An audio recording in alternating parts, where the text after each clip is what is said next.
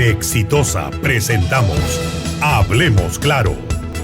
No es la prioridad el decidir si mañana o pasado vamos a hacer una constitución o hacer un referéndum o convocar algún tipo de mecanismo de consulta de esta naturaleza. Tenemos cosas urgentes para enfrentar esta discusión y una eventual asamblea constituyente. Tenemos que estar vivos. La economía peruana tiene que sobrevivir para eso. Y esa es la tarea urgente que nos tiene que unir a todos. Vivimos circunstancias particularmente críticas y esto tiene que ver directamente con las condiciones en las que ha asumido el gobierno el profesor Pedro Castillo, con muy pocos días antes de la instalación del gobierno como plazo. Las posibilidades de instalar con seriedad un gobierno han sido muy difíciles, y sobre todo si sumamos a esto las características del movimiento que ha encabezado el profesor Pedro Castillo y que lo ha llevado a asumir la primera magistratura. Y esto es particularmente importante porque ocurre en circunstancias muy graves para el país. Es decir, estamos enfrentando la pandemia con todas las consecuencias gravísimas que tiene en términos de salud pública, en el riesgo de muerte para cientos de miles de personas, y por el otro lado en el tremendo impacto económico que ha causado y que ha dañado la economía de todos, pero en particular de los más vulnerables, de los más débiles, que lamentablemente son la mayoría de la población. Y por lo tanto, en una circunstancia como esta, lo que tendríamos que hacer es enfrentar todos juntos, el Ejecutivo y el Congreso de la República, una estrategia común para enfrentar una situación tan difícil como la que tenemos enfrente. Es decir, necesitamos ponernos de acuerdo sobre una estrategia que permita vacunar lo más rápido posible a la mayor cantidad de peruanos. Necesitamos, como han dicho los especialistas, que se active el primer nivel de atención, lo cual supone la puesta en acción de miles de centros de atención, pero que funcionen. ¿Y eso qué significa? Resolver problemas básicos de infraestructura. Hay algunos de ellos que no tienen ni servicios higiénicos, pero que tengan también el equipamiento y sobre todo el personal adecuado, y cuya tarea principal en el primer momento va a ser no solamente atender los problemas en general de la salud pública, sino sobre todo el que tiene que ver con el coronavirus. Es decir, realizar la mayor cantidad de pruebas moleculares que sea posible. Estamos haciendo 10.000 al día, deberíamos hacer 100.000 al día. ¿Para qué? Para detectar dónde está el virus y para actuar rápidamente sobre él. ¿Y eso qué significa? Que si se detecta una persona infectada, inmediatamente tiene que ser puesta en cuarentena y tiene que hacerse el seguimiento de todos los contactos que han tenido relación con esta persona y que podrían haberse contagiado, y a partir de ello multiplicar el contagio. Y actuar sobre estas personas haciéndoles pruebas moleculares y, cuando sea necesario, ponerlas también en cuarentena. Esa es la única manera de evitar la catástrofe económica que significaría entrar o poner otra vez ciudades enteras como Lima en una cuarentena generalizada. La economía de la gente no lo podría soportar. Entonces, esas son las cosas que tendríamos que estar discutiendo en un momento como este. Es decir, es lo que tendríamos que estar enfrentando en relación a la salud pública y a la emergencia sanitaria. Y por el otro lado, hay tareas urgentes con respecto a la reactivación económica, que tiene que ver no solo con la entrega de bonos, que son un paliativo, pero que no resuelven el problema de fondo, que es la falta de acceso al empleo y a ingresos estables para la gente. Y eso supone el impulso a la obra pública y a la inversión privada. Activar las inversiones para que de alguna manera la gente pueda tener nuevamente trabajo y la economía empiece a moverse nuevamente. Pero esto no se va a poder hacer si no se hace en un clima de confianza, donde se deje en claro que hay un debate sobre el tema de la Constitución. Por supuesto que hay un debate en el tema de la Constitución. Todo el mundo tiene, no importa el sector político al que pertenezca, alguna objeción a la Constitución.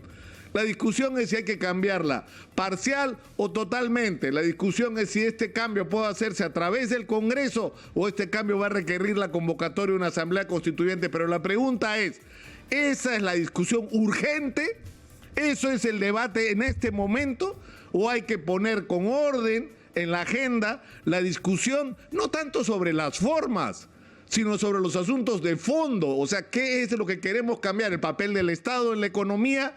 ¿Los contratos ley que figuran en la Constitución? ¿El reconocimiento del derecho a la salud y a la educación como tales, como derechos naturales de las personas que el Estado debe responsabilizarse por resolver? Tenemos que enfrentar el tema de la relación entre el Ejecutivo y el Congreso de la República con respecto a temas como la vacancia presidencial o las cuestiones de confianza. Es decir, hay una serie de temas que son absolutamente relevantes que tienen que ser discutidos, pero con orden. Y para eso se tendrían que abrir los espacios, pero lo que yo creo que todo el mundo tiene que tener claro es que no es la prioridad el decidir si mañana o pasado vamos a hacer una constitución o hacer un referéndum o convocar algún tipo de mecanismo de consulta a esta naturaleza. Tenemos cosas urgentes para enfrentar esta discusión y una eventual asamblea constituyente. Tenemos que estar vivos. La economía peruana tiene que sobrevivir para eso. Y esa es la tarea urgente que nos tiene que unir a todos. ¿Y cómo logramos esto?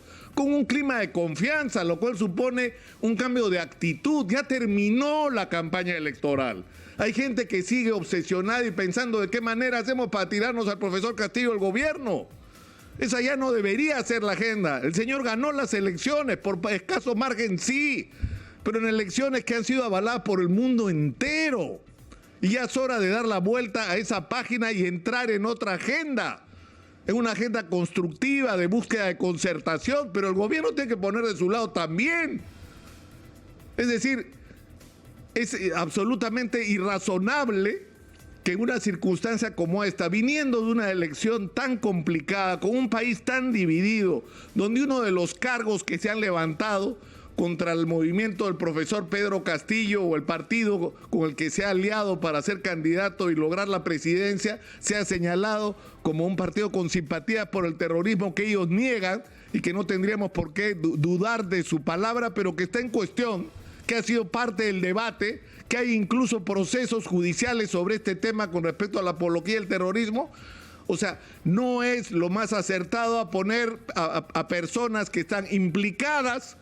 Y nadie está diciendo que sean culpables, sino son personas donde, digamos, se está cuestionando si esto es verdad o no.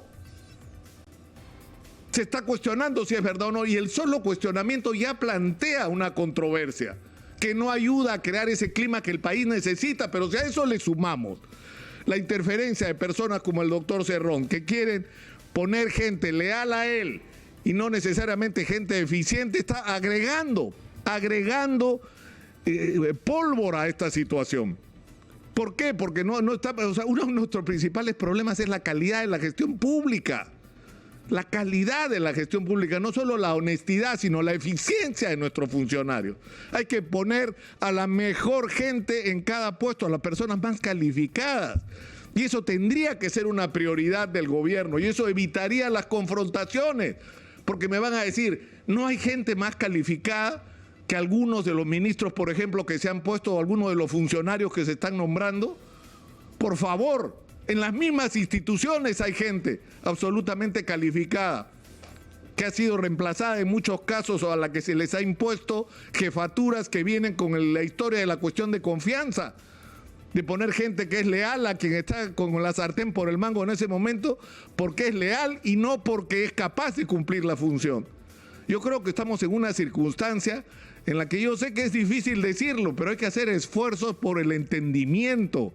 El presidente no solo tiene que reunirse con la presidenta del Congreso de la República, tiene que reunirse con los líderes de los partidos políticos, incluso con aquellos con quienes ha confrontado directamente, como Keiko Fujimori y Rafael López Aliaga, y por supuesto con los dirigentes de Acción Popular, de Podemos Perú, de Alianza para el Progreso, para lograr un acuerdo político de quienes tienen en este momento alguna porción de poder para enrumbar el país a lo que debería ser nuestro objetivo común, resistir esta pandemia, vencer esta crisis económica, reactivar la economía y discutir ahí cuál es el rumbo de largo plazo que le vamos a dar al país y cuáles son Exitosa. las modificaciones y de qué manera se van a hacer a la Constitución de la República.